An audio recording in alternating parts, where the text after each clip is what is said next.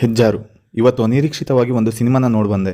ನೋಡೋ ಉದ್ದೇಶ ಇಲ್ಲದಿದ್ರೂ ಅನಿವಾರ್ಯವಾಗಿ ಹೋಗಬೇಕಾಗಿ ಬಂತು. ಚಿತ್ರ ನೋಡಿದ ಮೇಲೆ ಅದ್ರ ಬಗ್ಗೆ ಮಾತಾಡಬೇಕು ಅಂತ ಅನ್ಸಿದ್ರಿಂದ ಈ ವಿಡಿಯೋ ಮಾಡ್ತಾ ಇದ್ದೀನಿ. ಇದನ್ನ ಅಭಿಪ್ರಾಯ ಅಂತನಾದ್ರೂ ಅನ್ಕೊಬಹುದು, ರಿವ್ಯೂ ಅಂತನಾದ್ರೂ ಅನ್ಕೊಬಹುದು. ಮೊದಲನೇದಾಗಿ ನನಗೆ ಈ ಚಿತ್ರದಲ್ಲಿ ಇಷ್ಟವಾಗಿದ್ದು ಕಾನ್ಸೆಪ್ಟ್.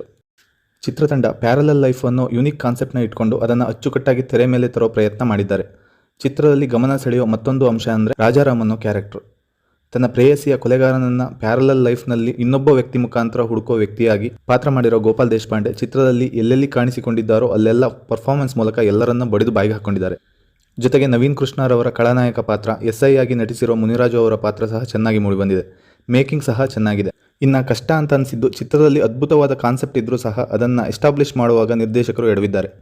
ಪಕ್ಕಾ ಕಂಟೆಂಟ್ ಮೂವಿ ಆದಾಗ ಅಲ್ಲಿ ಅನವಶ್ಯಕ ಫೈಟು, ಸಾಂಗು ಅವಶ್ಯಕತೆ ಇರೋಲ್ಲ. ಅವು ಇಲ್ಲಿ ಹೆಚ್ಚಾಗಿ ಇದ್ದು ಚಿತ್ರದ ಗಂಭೀರತೆಯನ್ನು ಹಾಳು ಮಾಡಿದೆ. ಇನ್ನು ಹೀರೋ ನಟನೆ ವಿಷಯಕ್ಕೆ ಬಂದರೆ ಡ್ಯಾನ್ಸ್ ಫೈಟ್ನಲ್ಲಿ ಓಕೆ, ಆದರೆ ಸೆಂಟಿಮೆಂಟ್ ಆ್ಯಕ್ಟಿಂಗ್ ಆಗಿರ್ಬೋದು, ಫೇಸ್ ಎಕ್ಸ್ಪ್ರೆಷನ್ ಆಗಿರ್ಬೋದು ತುಂಬ ಡಲ್ ಅಂತಲೇ ಹೇಳ್ಬೋದು. ನನಗೆ ಅಷ್ಟೊಂದು ಕನ್ವಿನ್ಸಿಂಗ್ ಆಗಿ ಇರಲಿಲ್ಲ. ಹೀರೋಯಿನ್ ಪಾತ್ರಕ್ಕೆ ಬಂದರೆ ಅಷ್ಟೇನು ಮಹತ್ವ ಇಲ್ಲ. ಮೇನ್ ಕಂಟೆಂಟ್ನ ಲೂಸ್ ಬಿಡದೆ ಸ್ಕ್ರೀನ್ ಪ್ಲೇನಲ್ಲಿ ಗ್ರಿಪ್ನೆಸ್ ತೋರಿಸಿದ್ರೆ ಖಂಡಿತ ಇದೊಂದು ಉತ್ತಮ ಚಿತ್ರ ಆಗಿರೋದು. ನಂಗಂತೂ ಕಲರ್ಸ್ ಕನ್ನಡದಲ್ಲಿ ಬರೋ ಶಾಂತಂ ಪಾಪಂ ಎಪಿಸೋಡ್ನ ನೋಡ್ದಂಗೆ ಆಯಿತು. ಓವರಾಲ್ ಹೇಳೋದಾದರೆ ಹೊಸಬರ ಈ ಹೊಸ ಪ್ರಯತ್ನಕ್ಕೆ ಸಪೋರ್ಟ್ ಮಾಡಿ ಕನ್ನಡ ಚಿತ್ರಗಳನ್ನು ಬೆಳೆಸೋ ಉದ್ದೇಶ ಇರೋದ್ರಿಂದ ಒಮ್ಮೆ ಥಿಯೇಟರ್ನಲ್ಲಿ ನೋಡಬಹುದು ಅಷ್ಟೇ.